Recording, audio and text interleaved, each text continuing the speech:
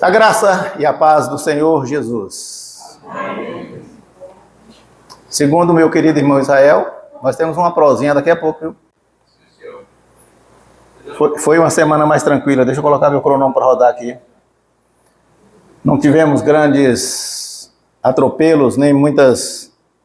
Brasil, segundo dizem algumas pessoas, até o passado é incerto. Até o passado é incerto. Então, parece que essa semana foi mais tranquila, né? Tereza, será por que o povo fala que o mundo é dividido em Ocidente e Oriente? Você já parou para pensar nisso? O mundo é dividido em ocidentais e orientais, né? Já parou para pensar nisso? Não, né? Orla é cultura. Isso aconteceu desde 1284 depois de Cristo. O Império Romano, quando o imperador era Diocleciano, ele dividiu o Império Romano em duas partes, para facilitar a gestão. Os romanos estavam tomando conta do mundo todo, então Diocleciano dividiu o Império, uma parte ocidental e uma parte oriental. Em 385, depois de Cristo, viu o que eu estou falando? O imperador era Teodósio I, ele morre. Aí oficialmente fica implementado no mundo essa divisão, porque ele dá para o filho, um dos filhos dele, fica o Império do Oriente, e outro filho, o Império do Ocidente. O Império do Oriente, a capital era Constantinopla, que hoje é Istambul, na Turquia. E o Império do Ocidente é Roma, que continua sendo Roma, né? A cidade eterna. Então, sim, o que era um conceito, uma gestão, né, hoje virou conceito. Meus irmãos, estou começando a falar isso pelo seguinte, a cultura, o que é cultura? Cultura são costumes, são tradições, são crenças, são valores, comportamentos, práticas. Isso é cultura. No Ocidente é diferente do Oriente, a gente sabe disso. Quando eu falo de Ocidente e Oriente, não é só geografia. Tem a ver com economia, tem a ver com história, tem a ver com cultura. Extrapola o aspecto só geográfico. Quando eu falo de Oriente, estou falando de Leste, mas não é só geografia. Porque aí nós estamos falando de Oriente é Ásia, nós estamos falando de chineses, japoneses, aquele povo daquele lado, Índia, Ocidente, Oeste, Europa, América, Austrália, Oceania, está do lado do Oriente, mas por causa, viu que não é geografia? Por causa dos costumes dos australianos, que são muito parecidos com os ocidentais, ele é considerado Ocidente. Tanto é que a língua que fala na Austrália é inglês. Então, orientais e ocidentais pensam de forma muito diferente. O pensamento oriental, ele privilegia uma abordagem mais holística do ser humano, e dialéticas, enfatiza harmonia, equilíbrio entre o que está acontecendo com a gente, o cosmos. Isso é a forma de pensar do oriental. O pensamento ocidental, ele é muito mais analítico, mais pragmático, racional, porque nós somos muito mais objetivos, nós somos muito mais universais. Deixa eu ver se eu consigo ser mais sintético. Nós vamos dizer assim, os ocidentais, eles vivem, os ocidentais, a gente vive numa perspectiva assim, muito mais fragmentada da vida. Os orientais, numa perspectiva muito mais integrada da vida. Repare uma coisa, vou clarear, quer ver? Vou dar alguns exemplos. Quando a gente fala de meio ambiente, os ocidentais, os orientais, o coletivo precisa estar em harmonia com o meio ambiente. Vocês querem ver um exemplo categórico disso? Quando teve a Copa do Mundo no Brasil, em 2014, o que os orientais faziam quando acabava o jogo? Limpava os estádios. Por quê? Porque eles entendem que se eles encontraram limpo, eles devem deixar limpo.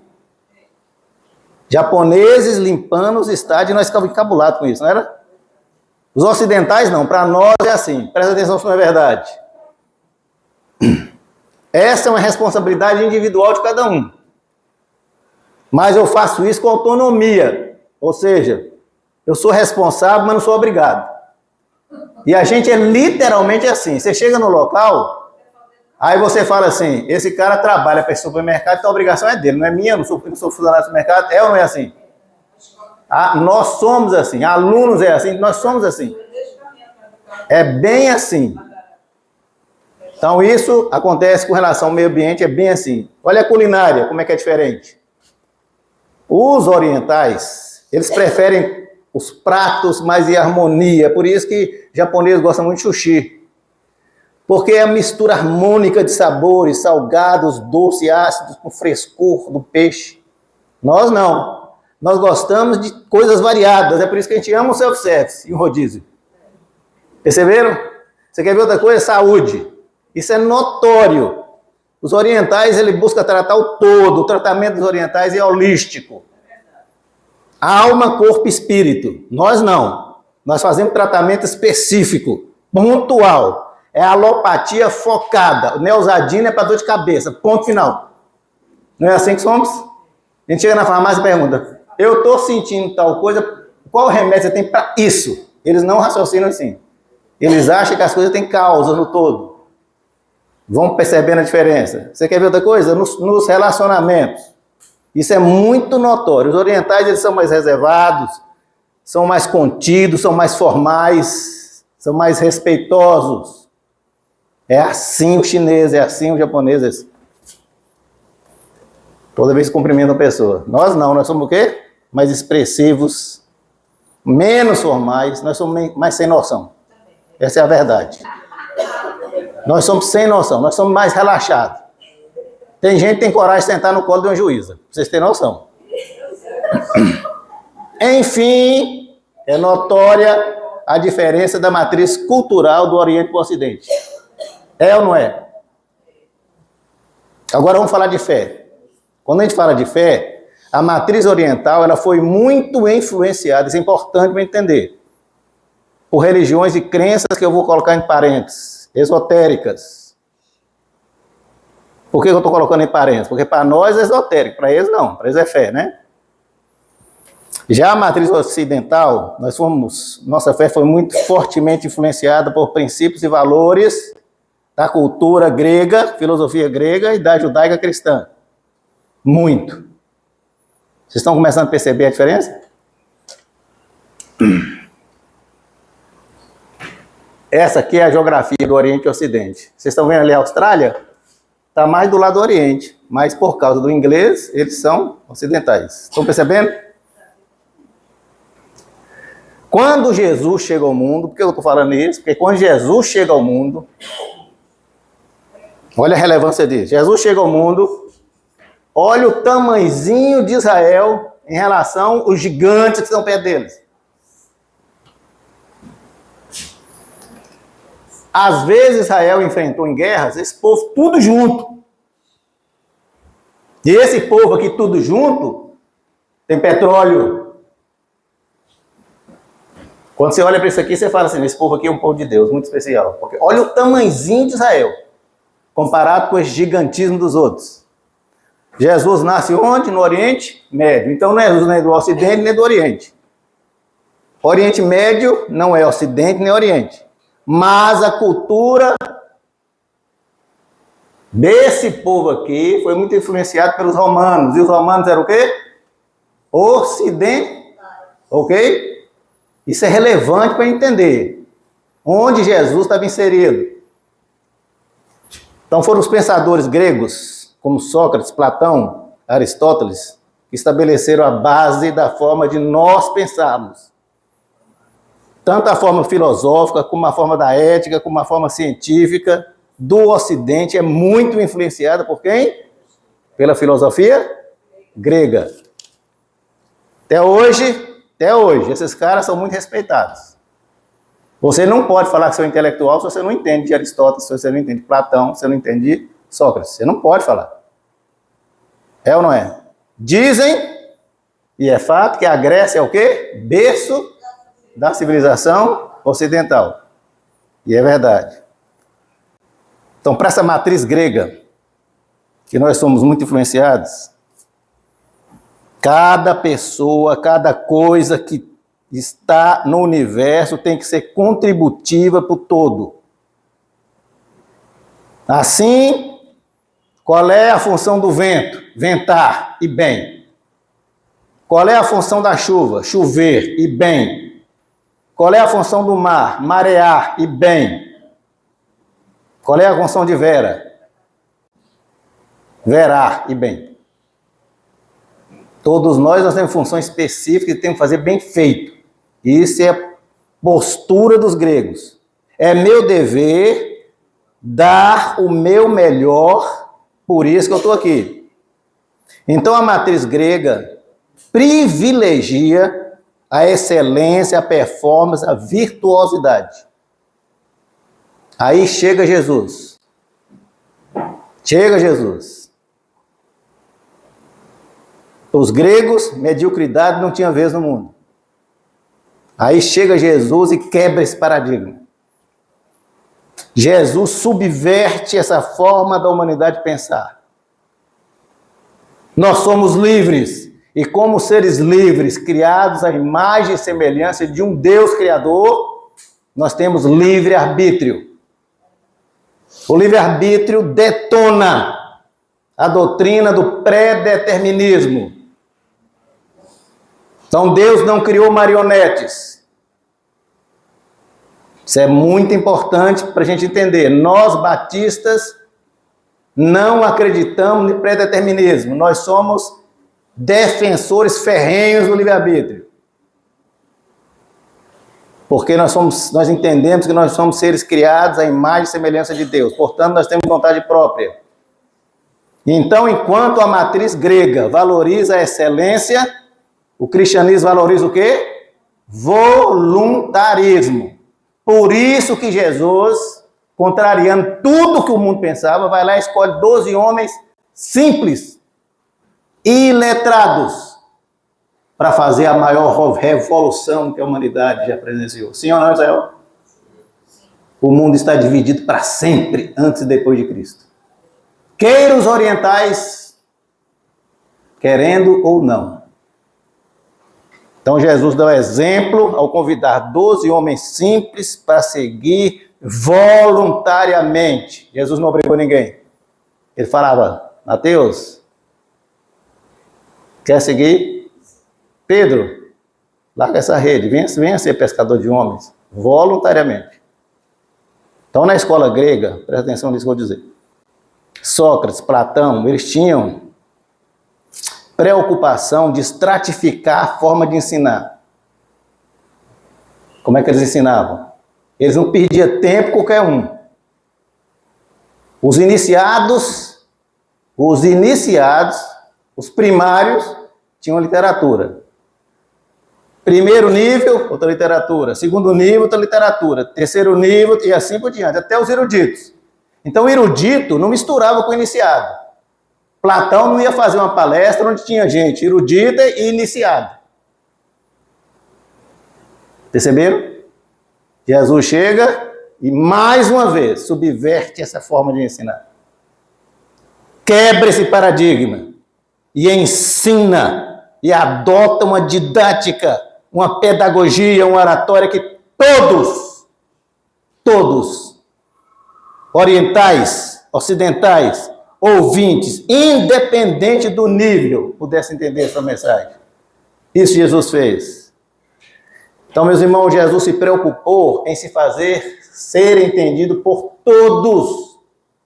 Senão ele não podia dizer por todo mundo, pregar o evangelho a toda criatura. Percebem? Tudo isso que eu estou falando é para dizer para vocês o seguinte: Jesus ensinava com a metodologia que era inclusiva, simples, eficiente, como tudo em Jesus. E que metodologia era essa? As parábolas. Jesus era mestre na arte de ensinar através de parábolas. Já existia parábola na época de Jesus? Sim. Mas é ele que coloca essa forma de ensinar no nível de excelência extraordinário. Então é com as parábolas que ele transmitia, olha que coisa impressionante.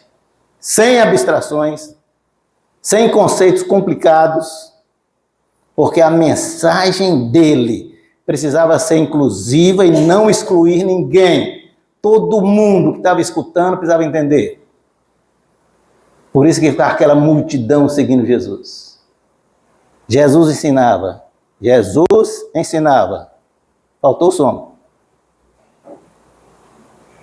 Com extrema simplicidade. Mas Jesus em nada foi raso.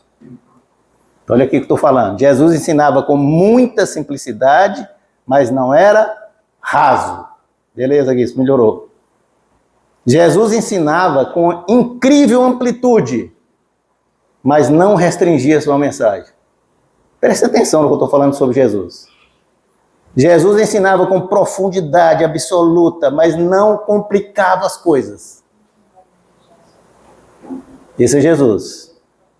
Então, parábolas são histórias verdadeiras ou não. Porque tem gente que pensa assim, por fato de ser parábola e não ser uma história verdadeira, Jesus não podia contar. Não tem nada disso. Às vezes Jesus contava uma história que não tinha nada a ver com a realidade, mas ele queria ensinar através de significados, para transmitir verdades. Por que isso? Porque a missão de Jesus era servir. O que ele diz? Eu vim para e não ser. Então preste atenção na coisa que eu vou dizer. Não existe, preste muita atenção no que eu vou dizer. Não existe cristianismo sem serviço. Não existe isso. Tem gente que pensa assim, e chama equivocadamente assim, fulano de tal é muito envolvido com o social. Não existe isso do cristão. Não existe cristão envolvido com o social. Isso é obrigação de todo cristão ser. Todo cristão precisa ser envolvido com o social, porque é serviço. Então ninguém pode ser mais envolvido com o social que outro, senão será cristão. Se você não é envolvido com o social, não fala que você é cristão. Porque o princípio do cristianismo é o serviço. Então Jesus servia, ensinando. Olha que coisa impressionante. É por isso que ele, ao ensinar, ele se preocupava, porque ele estava em serviço. Vocês estão entendendo o que eu estou falando? E era uma ferramenta poderosa na boca de Jesus. As parábolas falavam, ensinavam um público contemporâneo de Jesus, e olha que poder, e até hoje nos ensina. Passaram quanto tempo? 2000 anos. E as parábolas de Jesus falam até hoje em nossas vidas. Não é qualquer pessoa, até hoje, gente inteligente, que entende os ensinamentos dos pensadores gregos, é? Mas o de Jesus, qualquer criança entende, sim ou não? Porque Jesus vem ensinar o seu evangelho para todos. Essa introdução toda que eu fiz, nem comecei a pregar ainda. É porque hoje nós vamos ser desafiados aqui nessa mensagem. Por uma parábola de Jesus. Jesus contou 40 parábolas. Os evangelistas registraram Lucas 31 parábolas, Mateus 22, Marcos 6 e João 2. Hoje, a nossa reflexão está baseada numa parábola, que eu amo essa parábola, a parábola do semeador. Nós teólogos chamamos de solos responsivos.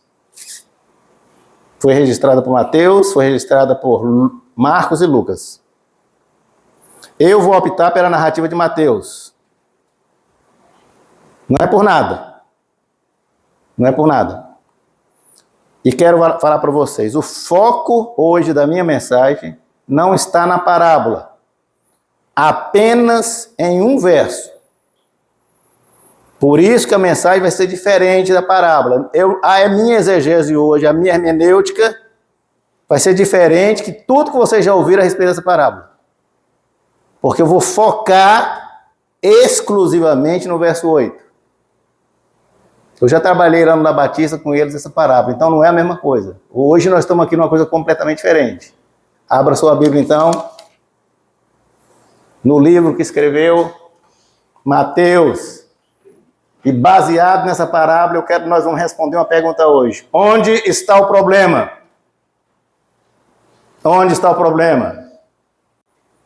Mateus 13. Esse capítulo de Mateus é cheio de parábolas. Tem 7 parábolas.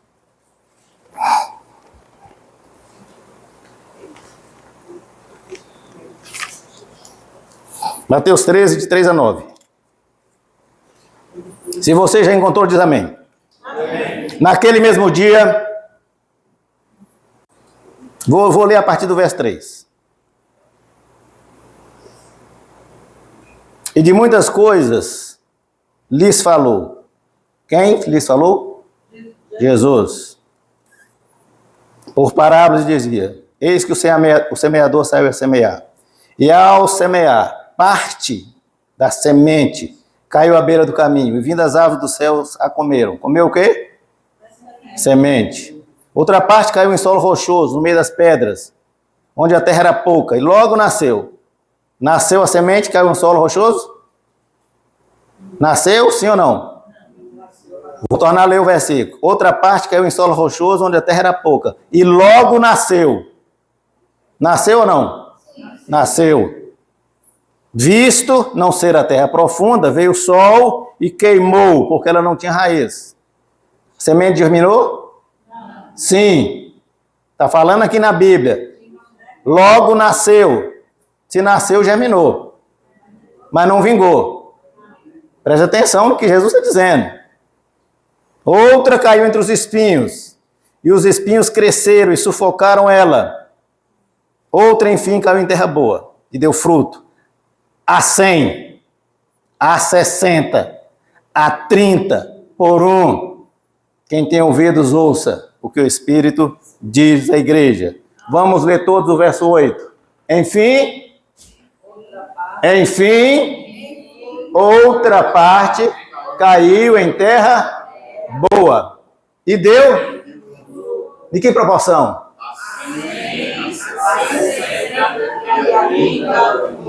Amém. Abaixe sua cabeça, vamos pedir para o Pai do Céu que fale nos nossos corações nessa manhã. Bondoso, misericordioso, soberano Deus. Nossa gratidão, Senhor Deus, muita gratidão no nosso coração, pelo privilégio que nós temos de termos Jesus como nosso interlocutor. O véu foi rasgado e ele nos possibilitou falar direto com o teu trono da graça, Senhor Deus. Grande privilégio. Despido de sua majestade e glória, ele veio até nós e veio aqui para nos ensinar, servindo e nos desafiando a uma existência mais significativa. Saímos da mediocridade, Senhor. Nesta manhã, Senhor Deus, que as palavras registradas por Mateus, de nosso Mestre, encontre guarida e eco nos nossos corações. E possamos sair daqui realmente transformados. Por isso, Pai querido, eu peço que o Senhor me use. Me conduza generosamente, Senhor Deus, pelo Espírito Santo durante essa mensagem. Que a condução seja só sua, Senhor Deus. Que nossa meditação não seja apenas mais uma meditação nessa manhã, de tantas que nós já vimos aqui na igreja. Mas que essa meditação de hoje seja uma divisória em nossas vidas, Pai. Oramos assim no precioso nome de Jesus. Amém. Eu não sei quantas mensagens eu já fiz a respeito dessa parábola. Não tem noção.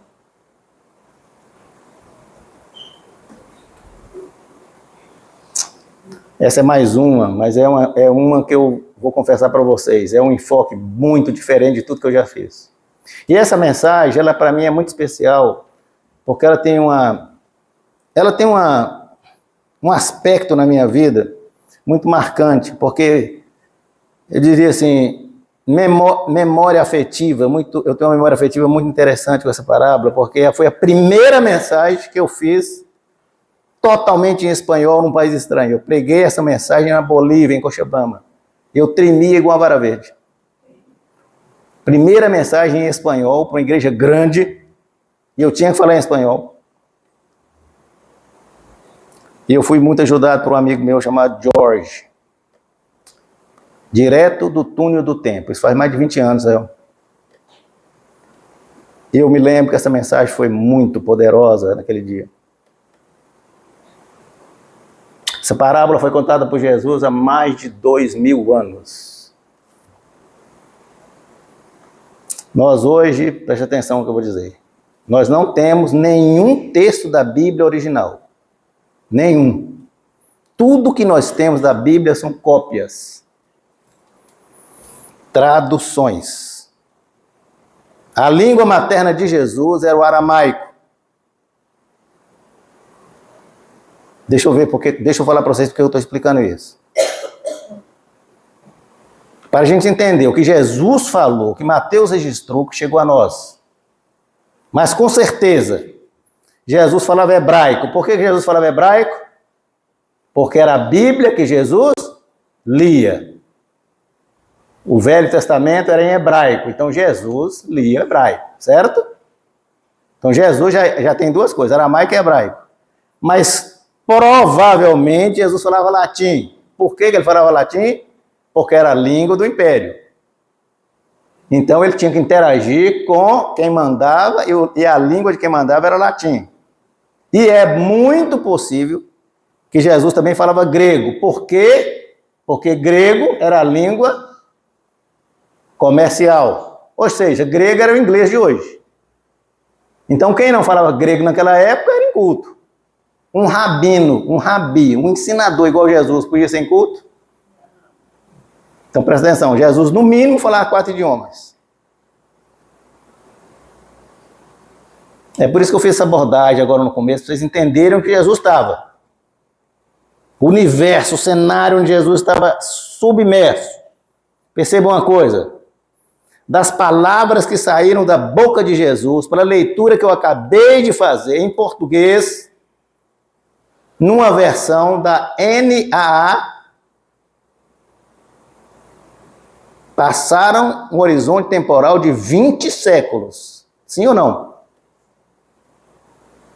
Existe uma distância linguística de lá para cá. Sim ou não? Distância cultural. A cultura de Jesus é igual a nossa? Distância de costumes. Os costumes deles eram igual aos nossos? Tradições. As tradições dele eram igual a nossa? Mas, presta atenção que coisa impressionante. Mas Jesus e o Evangelho é atemporal. Eu acabei de ler e todos nós entendemos. Sim ou não? Porque a palavra de Deus não precisa ser atualizada. Entendeu, Gereges, que falam isso? A palavra de Deus não precisa ser atualizada, porque a Bíblia não é antiga nem é moderna. A Bíblia, a palavra de Deus, ela é eterna. Por isso ela não precisa ser atualizada, ela é atemporal. A prova está aqui. Eu falei para vocês, tem 20 séculos.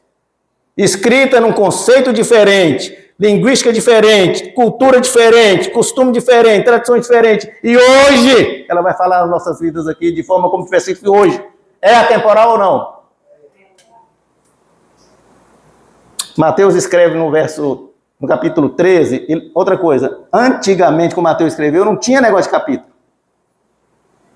Tá certo? Então, quando a gente faz a divisão da Bíblia em capítulos, isso é coisa nova. Neste capítulo 13 tem 7 parábolas que Mateus narra. Parábola do semeador, parábola do trigo do joio, parábola do grão de mostarda, parábola do fermento, do tesouro escondido. Jesus contava uma parábola em um versículo. É ou não é uma coisa impressionante?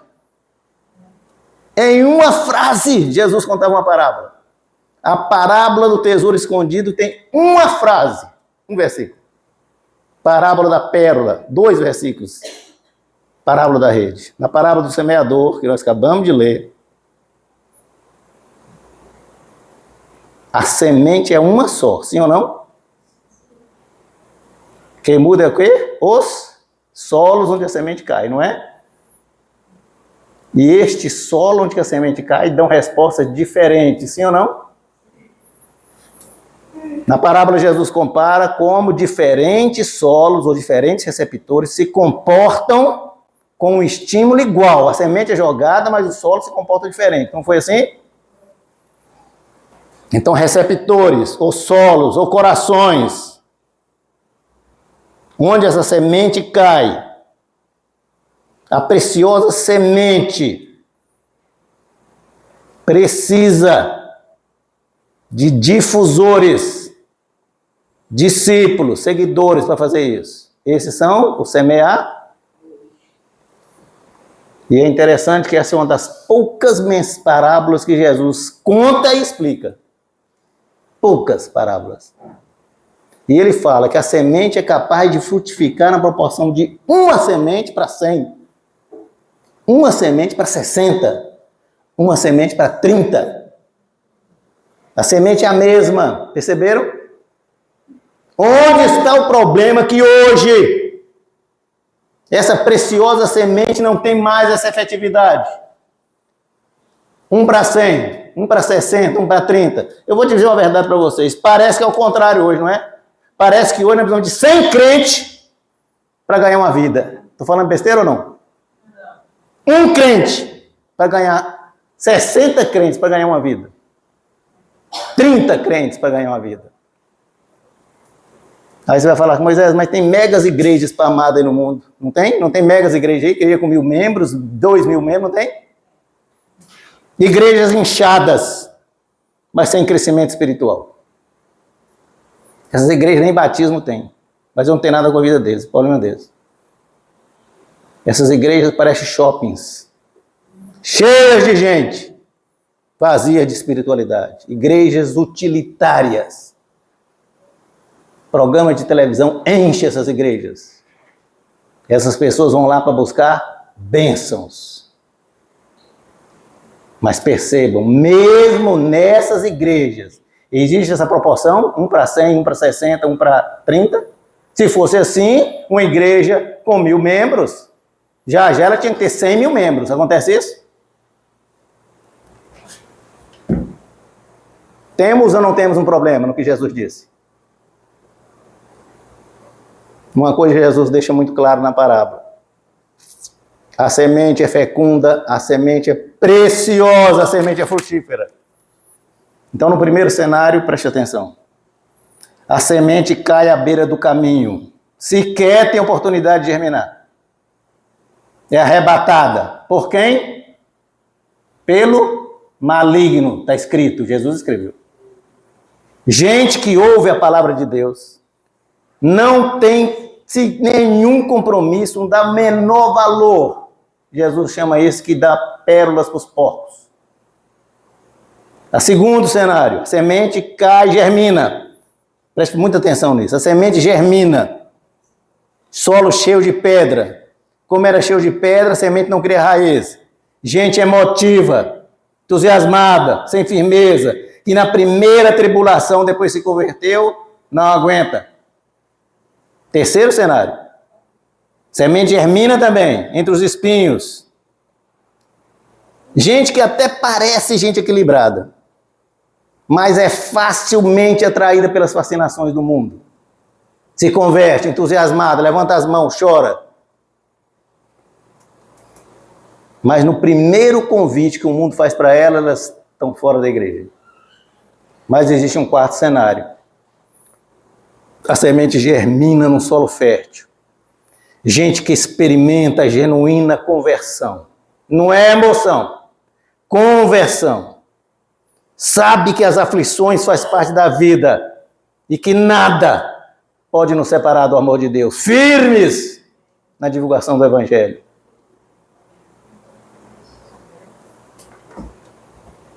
E é Jesus dizendo assim, dos 4 cenários que eu acabei de falar para vocês, 3 deles, 75%, a semente não teve oportunidade de frutificar. Perceberam? A semente não frutifica. Uma nem sequer tem oportunidade de germinar, as outras 2 germinam, mas não frutifica. Gente, é muito importante vocês entenderem o que Jesus está dizendo. A didática, a pedagogia do que ele está fazendo. E apenas 25%, é que frutifica. Só que cai em solo bom. Mas nesse que cai em solo bom, a frutificação é extraordinária. 1 para 100, 1 para 60, 1 para 30. A gente vê isso hoje. Onde está o problema? Porque eu vou falar para vocês uma coisa. Se Jesus não é irresponsável, se Jesus não é leviano, se Jesus não é inconsequente, está na Bíblia, tinha que estar acontecendo. Sim ou não?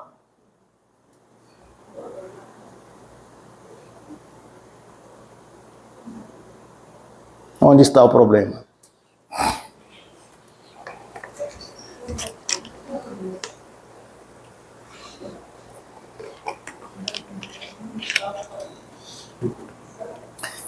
Em 1655,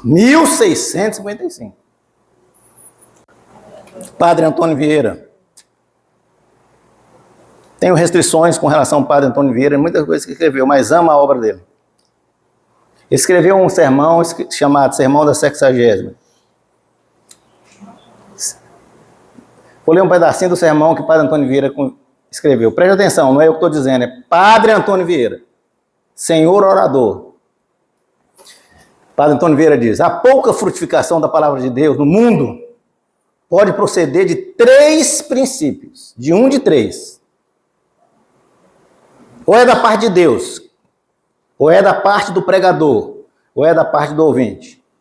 O que Padre Antônio Vieira está dizendo? O problema de não termos uma colheita de 1 para 100, 1 para 60, 1 para 30, ou o problema está com Deus, ou o problema está com quem fala, ou o problema está com quem ouve. É isso que ele está dizendo. Para haver conversão, continua Vieira, de uma alma por meio de uma palavra, da palavra de Deus, um sermão, uma pregação, uma exortação, 3 coisas precisam concorrer. O pregador com a mensagem, persuadindo. O ouvinte com o entendimento, percebendo. E Deus com a graça, iluminando. Para uma pessoa ver a si mesma, são necessárias também 3 coisas: olhos, espelho e luz. Presta atenção no que diz Vieira. Se a pessoa tem olhos, mas está no escuro, ela enxerga? Falta luz, não é verdade? Se tem espelho, mas a pessoa é cega, ela enxerga? Porque falta o quê? Olhos. Não é verdade? Logo, são necessários olhos, espelho e luz para a gente se ver. Não é verdade? E aí Vieira pergunta: o que é a conversão de uma alma?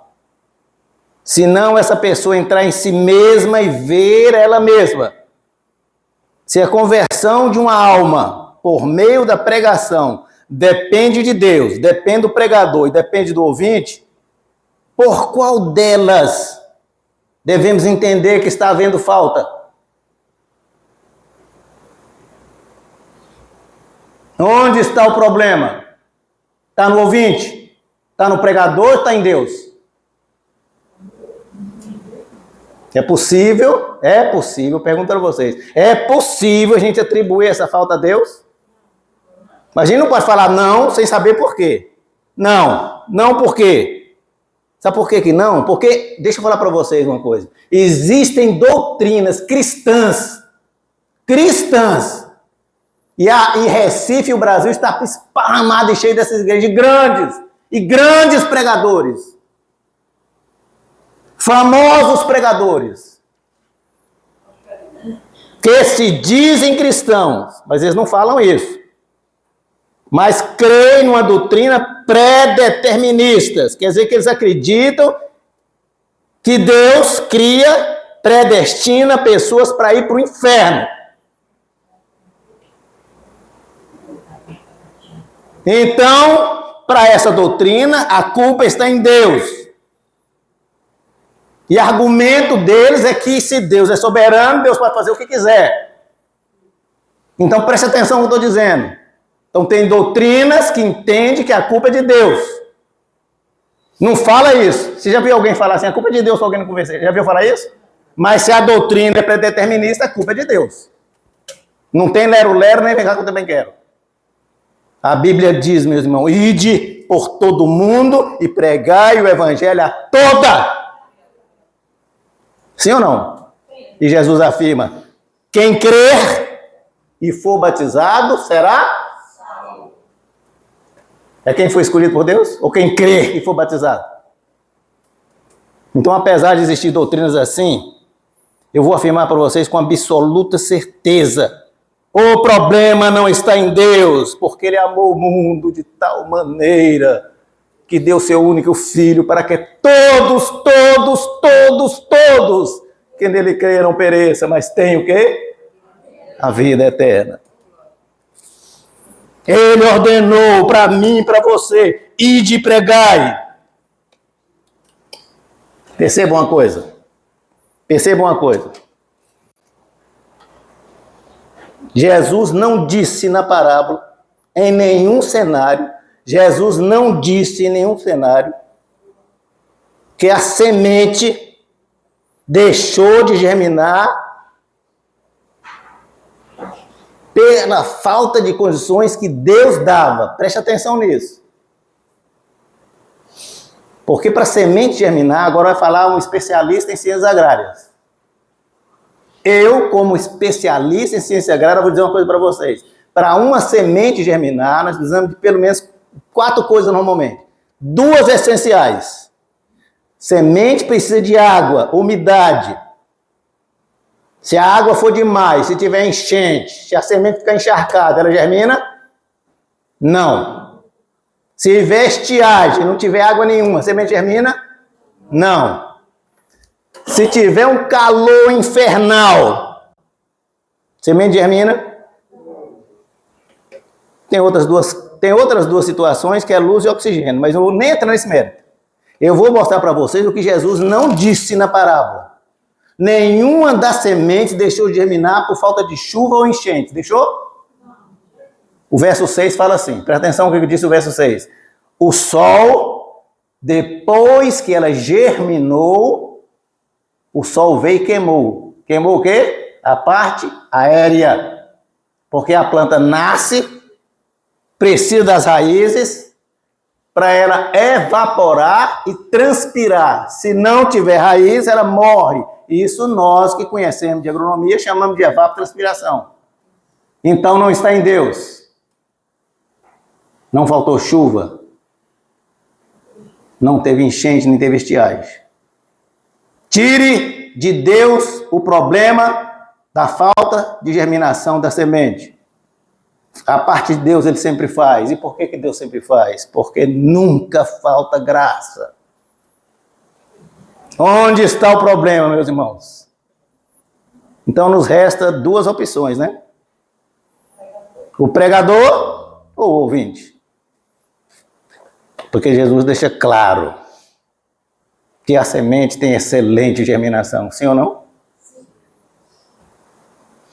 E ele fala assim, ó, mesmo as que caiu no meio dos espinhos e das pedras, germinou. Onde ela encontrou um ambiente favorável, a produtividade foi extraordinária. Preste atenção. Dos 4 tipos de solos, em um só, 25%, aquela que caiu na beira do caminho, foi a única que não teve sequer a oportunidade de germinar. Por quê? Porque os passarinhos veio e comeu. Mas foi culpa da semente? Não, ela não teve a oportunidade de germinar. Perceberam? Mas só uma, em um dos cenários, é que a semente germinou nessa proporção extraordinária. Foi qual? A que caiu em terra boa. Perceberam? Então a semente ela é poderosa, ela germina em qualquer tipo de solo. Por quê? Porque quando o evangelho é pregado, quando o evangelho é anunciado, ele faz diferença onde ele chega. Nós estamos começando a funilar onde você está ocupado. Um dia desse eu estava assistindo um debate. 2 cientistas gigantes. Gosto muito dos dois. Em especial, pastor Tasso Licurgo. Eu não tenho negócio de ficar seguindo ninguém, eu sigo Jesus. Mas pastor Tasso Licurgo, eu costumo ouvir muito o que ele fala. Ele estava tendo um debate com o engenheiro Léo. Presta atenção no currículo dos caras. Léo é um engenheiro de materiais, mestrado em energia nuclear, doutorado em nanotecnologia, mas ele não crê em Deus. Tasso Licurgo, ele é professor da Universidade Federal do Rio Grande do Norte, Léo. Doutorado em matemática e lógica, mestrado em filosofia analítica. Mas o que mais orgulha o pastor Tasso, ele é pastor e apologeta cristão de direita. 2 cientistas de peso. Olha que diálogo respeitoso que eles tiveram. Diz Léo, eu sabe, Tasso, eu creio na Bíblia. Eu não vou dizer para você que eu não tenho. E nem tenho objeção. Eu só não tenho a fé que vocês falam que tem. E eu até gostaria de ter, mas não tenho. E muitas pessoas já tentaram me convencer e demonstrar, mas eu nunca fui convencido por nenhum argumento. Então eu vou contar para você uma experiência. Quando meu pai faleceu, eu fiz uma proposta para Deus. Meu pai estava doente, eu fiz para Deus uma proposta. Se você existe de verdade, me prove agora. Vou deixar a vida de meu pai em suas mãos. Sabe o que aconteceu, Tasso? Me dei mal, meu pai morreu. Mais uma vez, Deus me decepcionou. Então, qualquer argumento que me dão para provar a existência de Deus, para mim não faz o menor sentido. É argumento fraco, sem substância, sem fundamento, não me convence. Pastor Tasso fala. Deixa eu te falar uma coisa, Léo, é importante a gente entender primeiro uma coisa. Alguma coisa que é explicada, presta atenção nisso, cientificamente, não quer dizer que Deus não existe. Entenda uma coisa. Ou seja, a ciência ela não explica a existência de Deus. Porque tem gente que acha que tendo uma explicação científica para a coisa, acha que Deus não existe. Pelo contrário, Léo, tudo que é cientificamente explicável apronta para a existência de um Criador, Léo. Outra coisa importante, Léo, é a gente entender que as aflições faz parte da vida, é natural, e Jesus anunciou isso. Aí ele dá um testemunho maravilhoso, pastor Tasso Licurgo. Eu e minha esposa, assim que eu me converti, nós tivemos uma perda significativa na nossa vida também. Nós perdemos nossa filhinha pequena. Você perdeu seu pai, eu perdi um filho. A perda de um pai é coisa natural da vida. Porque é natural filhos enterrarem pais. Mas não é natural, Léo. Não é natural pais enterrarem filhos. Continua Tasso. Mas nós entendemos naquele momento de muita dor, de muita angústia, de muita aflição, que Deus não nos abandonou, pelo contrário, foi Ele que nos sustentou naquele momento difícil. Sabe, Léo, o mundo que nós vivemos não é o mundo que Deus queria para nós.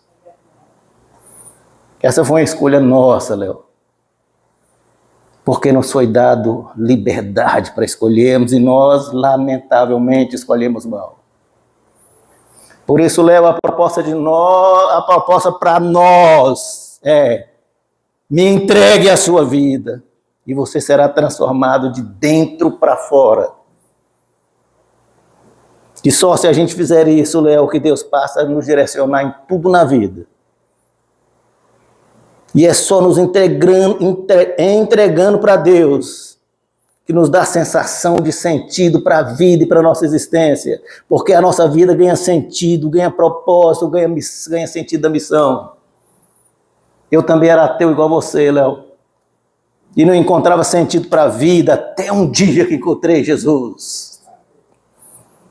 E minha conversão, Léo, não teve nada de extraordinário. Eu não posso dar um testemunho bonito, que eu era perdido, um assassino, e Jesus me transformou. Nada disso. Eu era uma pessoa comum, só não acreditava em Deus. Eu queria que você me desse a oportunidade de fazer uma sugestão para você. Posso? E Léo fala assim, claro, pode fazer. Se coloque diante de Deus e diga para Ele assim: se de fato o Senhor existe, me mostre isso poderosamente. Eu estou aqui de coração aberto. Eu estou aqui de coração rendido. Se mostre para mim, Senhor. Eu vou te garantir uma coisa, Léo, eu te garanto porque está nas Escrituras. Se você disser, eu me rendo, Jesus, com tudo que sei, com tudo que eu sou. Se você disser, Léo, eu não estou dando conta da minha existência, por isso eu estou me entregando. Deixe Deus tomar conta de sua vida, Léo. Eu vou te dizer uma coisa sem medo de errar. Uma pessoa de seu nível, de sua capacidade intelectual, de seu calibre de inteligência, será usado por Deus de forma poderosa que você não vai acreditar. Saiba de uma coisa, Léo, você é uma bênção no reino. Mas você precisa permitir ser usado totalmente por Deus para você fazer a diferença na vida de muita gente. Faça isso, Léo, genuinamente. Deus precisa muito de pessoas com seu perfil. Gente sincera, gente honesta, gente autêntica. E eu ainda quero aprender muito com suas ministrações. E eu acredito nisso, Léo. Eu era assim como você, agnóstico, cético, lógico, incrédulo, mas me rendi. É simples, Léo, é só rendição. Só rendição. Se renda. Se você quiser continuar no comando de sua vida, Deus vai respeitar, porque Ele não arromba o coração de ninguém. Mas no momento que você disser, eu me rendo, Senhor, eu me entrego, dê sentido à minha vida. Por isso, Senhor, ocupe a minha vida. Eu vou lhe garantir, sua existência terá outro sentido a partir de hoje, Léo. Nessa altura, esse engenheiro lógico, cético, incrédulo, estava impactado pelo poder de quê? Da semente maravilhosa. Glória.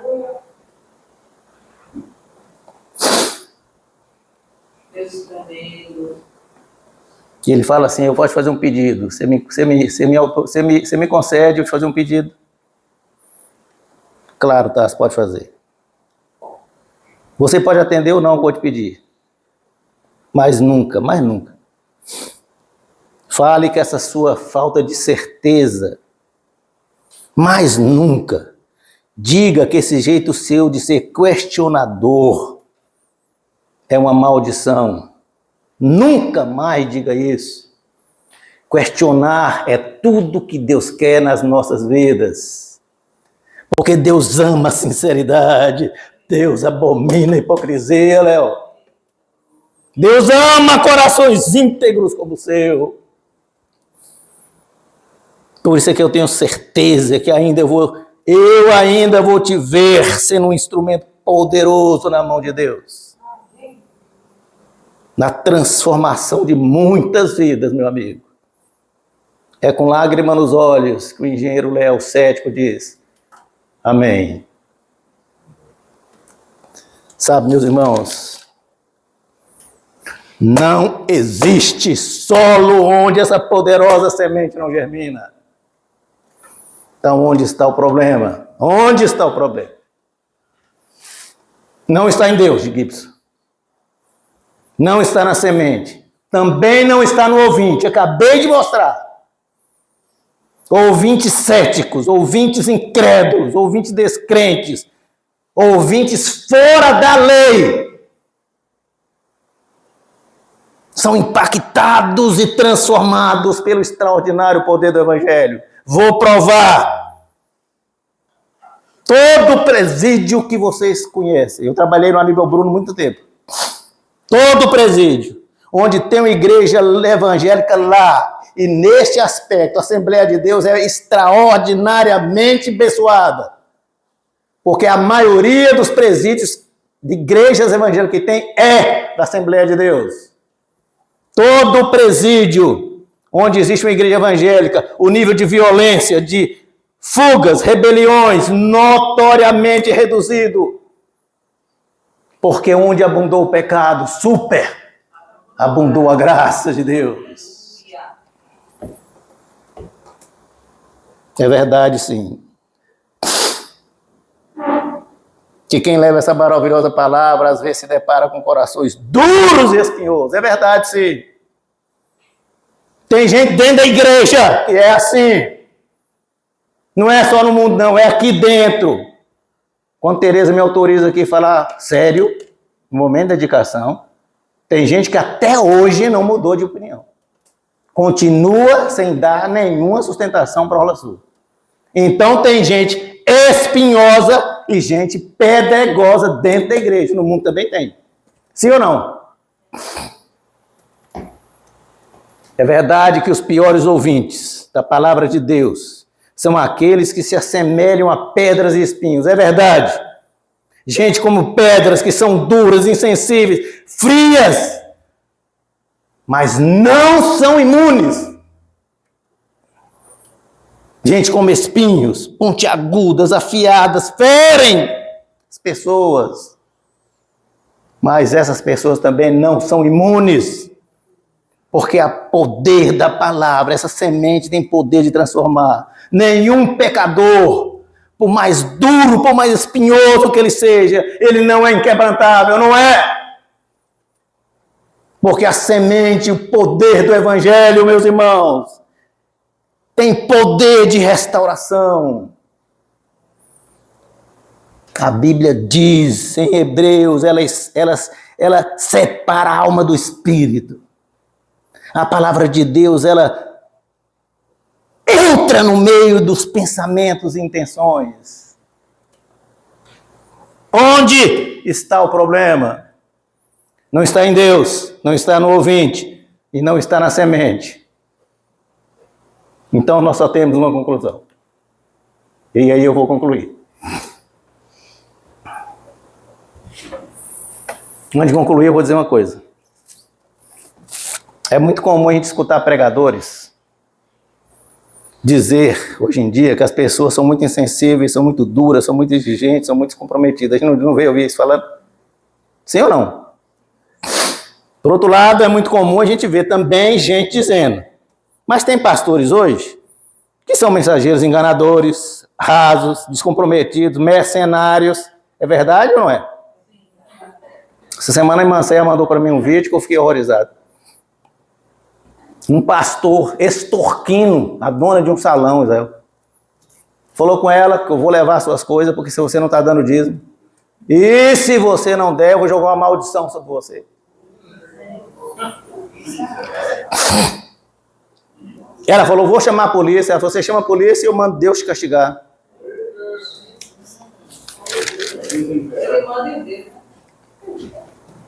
De fato, meus irmãos, existem falsos profetas, sim. Jesus falou que haveria joio no meio do trigo, sim ou não? Mas isso é regra? Não, não é regra. Se o problema não está em Deus, se o problema não é a semente, se o problema não é o ouvinte, nós precisamos assumir, meus irmãos, o problema está nos discípulos, os que têm a missão de semear. Onde está o problema? O problema está em nós. Está em nós o problema. O problema, meu irmão, problema, irmã Vera, problema, irmã Neda, o problema, Eliane, o problema, Antônio, Fatinha, Gipso, Josi, Moisés, é nosso testemunho, é nossa omissão, é nosso comodismo, é nossa falta de comprometimento, é nossa falta de dedicação.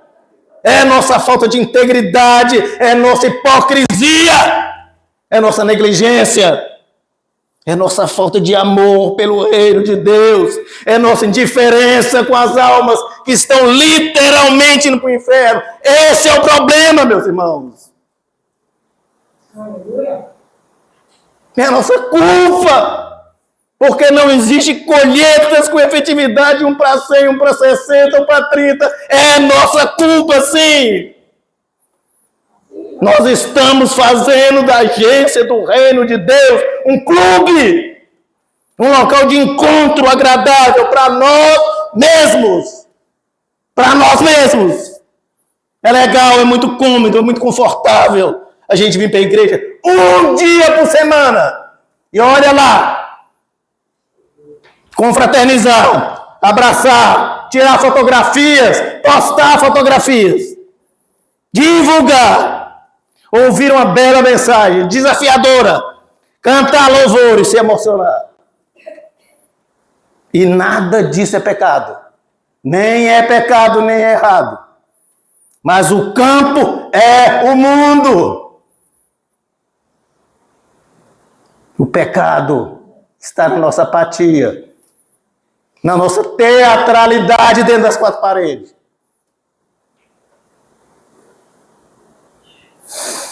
É fora das quatro paredes que a igreja de Jesus faz diferença no mundo. É fora das quatro paredes que ela frutifica, que ela é efetiva.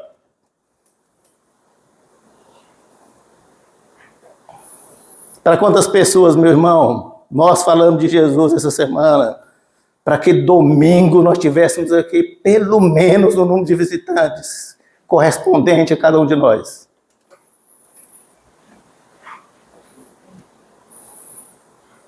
Quantas pessoas essa semana foram impactadas pelo nosso testemunho? Quantas? Para o bem, não para o mal, porque para o mal a gente faz demais.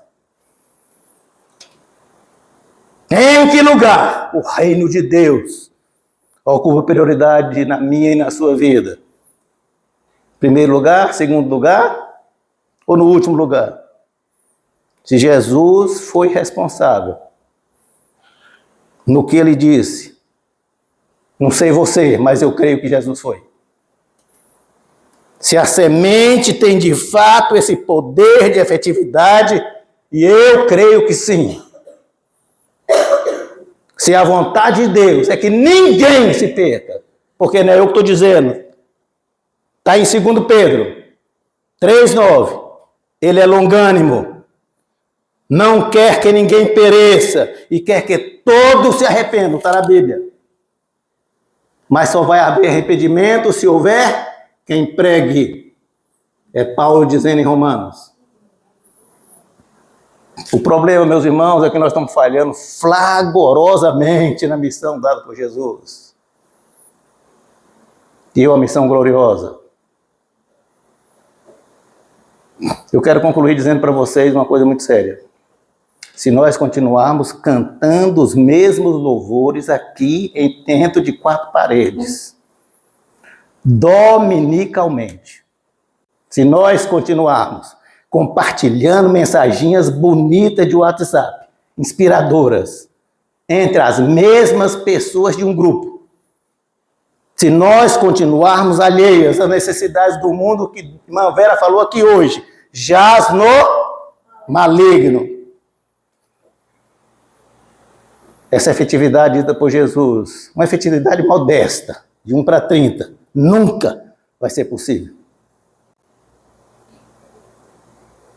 Se nós ficarmos dormindo e não despertarmos, uma efetividade razoável, 1 para 60, nunca será alcançada. Se não houver dedicação, a efetividade da semente de 1 para 100, nível excepcional de frutificação, vira uma metáfora de Jesus.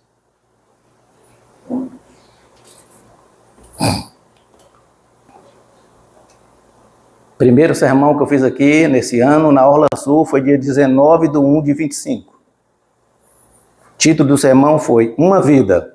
Apenas uma vida. Todo mundo lembra. E eu fiz um desafio. Esse ano nós vamos ganhar uma pessoa para Jesus, cada um de nós. Quando chegar no final do ano, nós temos o dobro de gente na Orla Sul. Faltam 3 meses para terminar o ano. Quantas vidas você ganhou, meu irmão?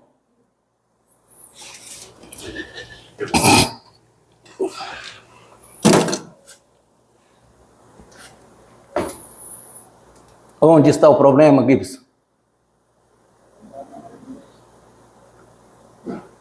Eu vou responder por mim, está em mim.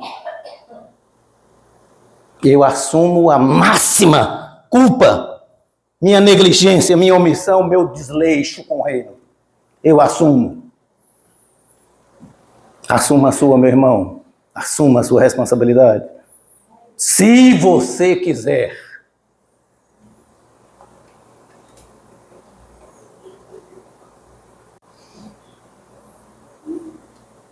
Que Deus, na sua bondade, misericórdia e amor, tenha muita misericórdia em nossas vidas, muita compaixão. Que Deus nos conceda muita, muita, muita compaixão pelos que precisam ser lavados. Existe muita gente precisando ser lavada pelo sangue do Cordeiro de Deus. Que Deus nos abençoe nessa tarefa tão gloriosa. Amém.